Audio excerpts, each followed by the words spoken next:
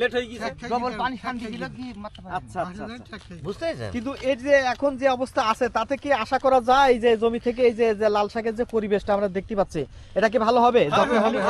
এখনো না হলে এই সাইজের হবে খুব যদি ভালো না হয় এই সাইজের একেবারে খারাপও হবে না। যেটা দেখতে পাচ্ছি মানে ভালো যদি না হয় খারাপও হবে, খারাপও হবে না একেবারে। তার মানে এখান থেকে এই জমিতে কত মন আশা করা যেতে পারে? আড়াই বিঘি জমিতে না হলেও 5 মণ করে হয় তা ধরে নেন 10 মণ 14 মণ তাও হবে। প্রিয় দর্শক, এখন ঘড়ির কাঁটা প্রায় 2টা বাজতে যাচ্ছে।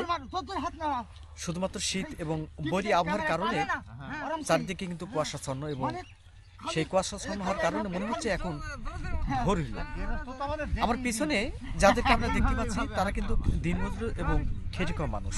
অর্থাৎ আমি যে জমিতে দাঁড়িয়ে আপনাদের সামনে কথা বলছি এটা মূলত লাল শাকের একটি সবজির ক্ষেত এবং সেখানে যে সমস্ত কৃষক বিশেষ করে দিনমজুর মানুষ তারা কিন্তু এই শাকের অর্থাৎ এই শাকের পরিচর্যা করে। এই বিষয়টা নিয়ে আমি কৃষকের সাথে কথা বলবো, পাশাপাশি তারা যারা দিনমজুর হিসেবে কাজ করছেন তো তাদের সাথে কথা বলবো। মূলত এই যে লাল শাক কিন্তু একটা অতি প্রোটিন একটা খাবার। এটা যে সবজিটা কিন্তু সাধারণত আমরা প্রতিটি খাবারের সাথে কিন্তু আমরা কিন্তু এই খাবারটা কিন্তু খেয়ে থাকি এবং অতি উচ্চ মানের একটা প্রোটিন খাবার হিসেবে আমরা জেনে থাকি। তো এই লাল শাক মূলত আমাদের দেশে চাষ মূলত এখন ব্যাপক হারে, বিশেষ করে বাণিজ্যিক হারেও বিশেষ করে কৃষকরা কিন্তু আবাদ করে এবং আমরা দেখতে পাচ্ছি যে কৃষকরা কিন্তু বিশেষ করে এই যে মাঠে, অর্থাৎ যদি বললাম এখন কিন্তু দুপুর, কিন্তু শুধুমাত্র বৈরী আবহাওয়ার কারণে কিন্তু যে পরিবেশটা তাতে কিন্তু কুয়াশাচ্ছন্ন এবং যার প্রেক্ষিতে কৃষকরা কিন্তু এখন কিনা মাঠ থেকে কিন্তু বিদায় নেবে। তো শুধুমাত্র আমার অনুরোধেই কিন্তু তারা কিন্তু এখন শুধুমাত্র তারা কিন্তু কাজ করছে। তো এই বিষয়টি নিয়ে আমি প্রান্তিক কৃষকদের সাথে যে কথা বলার একটু চেষ্টা করি আর কি।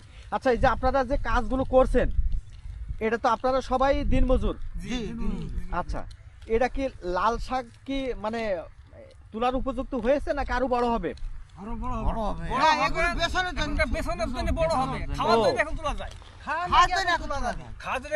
এটা শুধুমাত্র বেসনের জন্য,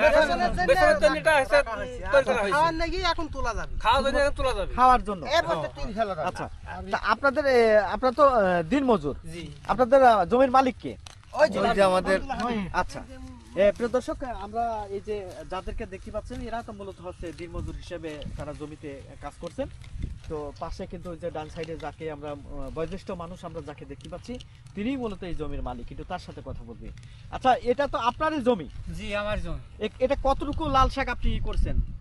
লাল শাক এখানে আছে আপনার 2.5 বিঘি। 2.5 বিঘে? জি। এটা শুধুমাত্র মানে শাকের জন্য নাকি বেসনের জন্য? বেসনের শাক, বেসনের জন্য। বেসনের জন্য? জি।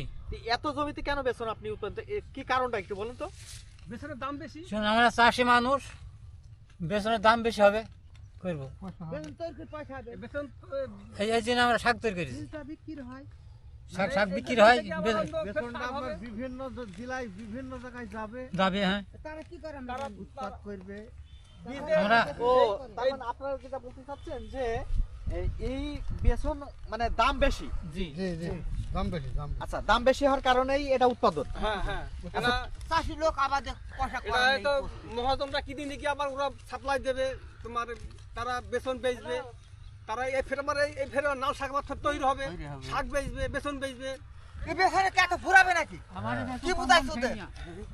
তার মানে এই যে ইনার জমিতে 1 বিঘের কথা আমরা যেটা শুনলাম আর কি, এই যে শাক আমরা পুরা জমিতে আমরা একটু দর্শক আপনাদের একটু পুরা জমিটা আপনাদের একটু দেখানোর জন্য চেষ্টা করি। এই যে বিস্তীর্ণ যে মাঠ, অর্থাৎ এই যে 2.5 বিঘা জমিতে যে কৃষকের যে লাল শাক তিনি কিন্তু বুনছে এবং সেখানে তিনি কিন্তু পরিচর্যা করেন এবং মূলত তার উদ্দেশ্য ছিল হচ্ছে যে এই জমি থেকে তিনি বেসন উৎপাদন করবেন এবং বেসন উৎপাদনের উদ্দেশ্য নিয়েই তিনি কিন্তু সেই কাজটা কিন্তু করছেন। তো এই বেসনগুলো মূলত উৎপাদন অর্থাৎ বিঘা প্রতিতে কেমন আপনারা এখান থেকে হতে পারে বলে মনে করেন? কত মণ? 6 মণ 7 মণ হইবে। 6 থেকে 7 মণ যদি ভালো হয়। যদি ভালো হয়। আচ্ছা, এর মন কেমন কি হিসাবে বিক্রি হয়? 20,000 টাকা মন হয়। তোমার এই 8,000 টাকা, 7,000 টাকা, 8,000 টাকা মণ বিক্রি হইবে। 7 থেকে 8,000 টাকা মণ? জি। তাতে কয় মণের কথা বললেন? 4 মণ, 5 মণ, 6 মণ 1 বিঘাতে। ভালো মন্দ হবে। 10 মণ হয় না, 10 মণ কথা না, 10 মণ তো না হয়, ভালো মন্দ হয়তো 7 মণ ধরেন। ভালো মন্দ আছে আর কি।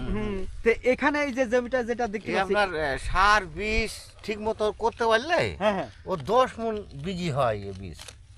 ভালো মানের যদি হয় আর কি। ধানটা ভালো হইলে আচ্ছা, এই যে যে জমিতে আপনারা এই যে যেখানে কাজ করছেন আর কি, এই যে আমরা যেটা দেখতে পাচ্ছি আর কি, এটা তো মনে হচ্ছে আমার কাছে না বেশি উন্নত মানের হয়নি বলে মনে হচ্ছে তো। না বেশি না এখনো আপনার যত্ন হয়নি, এখন বড় বড় হয়নি, যত্ন হয়নি। এই যে ঘাস বেঁধে দিস তো, পানি শান্তি এই দিছিল আগাছা বুঝলি, মেঘি, হ্যাঁ হ্যাঁ, নিরানি এইদিকে সুযোগ পাইনি, বীজ দিতে হবে, সার দিতে হবে, মানে উপরি পানি ছিল, এর মানে মেরামত আছে, মেলা যত্ন নিতে হয়, মেলা যত্ন নিতে হবে। কিন্তু এর যত্ন হয়নি। না এই যে ঘাসের জন্য জিনিসটা মারতে পারেনি, এখন লেট হয়ে গেছে। ডবল পানি শান্তি দিল কি মারতে পারে, আচ্ছা আচ্ছা আচ্ছা। বুঝতে পেরেছেন? কিন্তু এর যে এখন যে অবস্থা আছে তাতে কি আশা করা যায় এই যে জমি থেকে এই যে যে লাল শাকের যে পরিবেশটা আমরা দেখতে পাচ্ছি, এটা কি ভালো হবে? যত্ন হলে হবে? এখনো না হবে, এই সাইজের হবে, খুব যদি ভালো না হয় এই সাইজের একেবারে খারাপও হবে না, না যেটা দেখতে পাচ্ছি, মানে ভালো যদি না হয় খারাপও হবে না। খারাপও হবে না। না একেবারে। তার মানে এখান থেকে এই জমিতে কত মন আশা করা যেতে পারে? আড়াই বিঘি জমিতে না হইলেও 5 মণ করে হয়, তা ধরে নেন 10 মণ 14 মণ তাও হবে। যদি 6 মণ করে হয় 2 বিঘিতে 12 মণ হবে। আচ্ছা আচ্ছা, দর্শক আমরা সরাসরি এই যে আর লাল ওই শাকের 3 উপরে মণ, আমরা কথা বলছিলাম 10 এবং 15 মণ হবে। প্রান্তিক কৃষক আইয়া। পাশাপাশি যারা দিনমজুর হিসেবে কাজ করছেন, তো আমরা আরেকটু যিনি জমির মালিক, তো তার কাছে একটু জানার চেষ্টা করি যে আসলে তিনি এই জমিতে মূলত এই যে আড়াই বিঘা জমিতে যেহেতু তিনি লাল শাক রোপণ করেছেন অর্থাৎ এই বীজ উৎপাদনের জন্য শুধুমাত্র, তো আমরা তার কাছে জানতে চাই যে আসলে তিনি কত টাকা খরচ করেছেন। আচ্ছা, আপনি বলবেন এই যে কত টাকা আপনি খরচ করেছেন মানে এই জমিতে এ পর্যন্ত? এই জমিতে এ পর্যন্ত আপনার 4 বছর সার গেছে, কি কি সার পেয়ে? ওই ফসফেট, ফসফাইট জি আর ফসফেট, খালি ফসফেট শুধু ফসফেট? জি, আর কি দিচ্ছে? আর কিছু দেন? আর কিছু দিতে পারেনি, শুধু ভাই 4000 টাকায়? 4000 টাকায়। এক বস্তার দাম তো 2000 টাকা। তো আজকে যারা এই যে আপনার জমিতে যে এই যে আমরা যাদেরকে আমরা যে দেখতে পাচ্ছি, এনারা তো আপনারা জন হিসেবে নিছেন, জি জন হিসাবে এদেরকে কত খরচ দেওয়া লাগে আপনার? আমাদের ডেলি 500 করে লাগবে, তা ডেলি 500 টাকা। আজকে কতজন আছে এখানে? 8 জন। 8 জন। জি তা এখানে তো খরচ আছে, তো আছে আরো তো আছে। আছে তা আপনার এই যে জমিতে তাতে তো এই যদি মাত্র আপনি বীজ উৎপাদন যদি করেন তাহলে খরচ আপনার তো মেলা টাকা হবে তো। খরচ ধরেন আমাকে যে ওই একটা খ্যাত উৎপাদন করতে হয় তো খরচ তো হবেই। আচ্ছা, আপনি আশা করছেন কত? আশা ধরেন এই আড়াই বিঘা জমিতে আপনি কত মানে আশা করছেন যে এত টাকা আমি এই জমি থেকে একটা আশা তো আছে নাকি? নিশ্চয় আশা আপনার আপনি বেসনে গেছে, বেসনে যদি ফলন হয় তাহলে বাড়ি আশা বেশি হবে। 1 লাখ হবে, 2 লাখ হবে, 2 লাখ হবে আর কি। জি হয়ে আচ্ছা যাবে। আচ্ছা, আপনার দর্শক আমরা সরাসরি কথাগুলো আর চোখ বুঝতে হবে। আর ধরেন আমার এর দাম বেশি জন জন এভাবে খারাপ দিই লাগতে হবে ইনশাআল্লাহ 30,000 40,000 লাগবে, শুধুমাত্র লেবার খরচ আর কি। নিবার খরচ, হ্যাঁ, নিবার খরচ লাগবে। দুদিন ধরে মারা হয়েছে, আমার আজকে হ্যাঁ হ্যাঁ, 3 দিন কাল কি আসবো। কালকে আবার কালকেও আসবেন? এটা কি সব মারতে আছে? মাত্র কালকে কয়টা আসছেন আপনারা? আমরা 8টার সময় এখানে চলে এসেছি। আচ্ছা, এই যে এখন বেলা দুপুর, হ্যাঁ, এখন বাড়ি আবার যাচ্ছি। বিদায় নেবেন আর কি। এখন আচ্ছা আচ্ছা, 2টার দিকে বাড়ি যাচ্ছি। দর্শক আমরা সরাসরি কথাগুলো শুনছিলাম। আমরা একটা এখন 2টা, এখন টাইম 2টা বাড়ি যাচ্ছি। বিশেষ করে তার এই জমিতে এই যে লাল শাক তিনি যে বীজ উৎপাদনের জন্য তিনি মূলত এখানে যে লাল শাক বুনছেন এবং সেখান থেকে তিনি আশা করছেন এই আড়াই বিঘা জমি থেকে তিনি কিন্তু প্রায় 2-2.5 লাখ টাকা তিনি টার্গেট করছেন এবং 2 লাখ 2.5 লাখ টাকা তিনি আশা করছেন এবং সেখান থেকে তার যে খরচ সেই খরচ তিনি এখান থেকে পুষিয়ে পাশাপাশি লাভের তিনি আশা করছেন। তো দর্শক আমি এতক্ষণ ধরে যে এই যে লাল শাক বেসনের উৎপাদনের উপর বিশেষ করে একজন প্রান্তিক যে কৃষক, তো তার কথা আপনাদের সামনে আমি সরাসরি তুলে ধরার জন্য আমি এতক্ষণ ধরে চেষ্টা করলাম।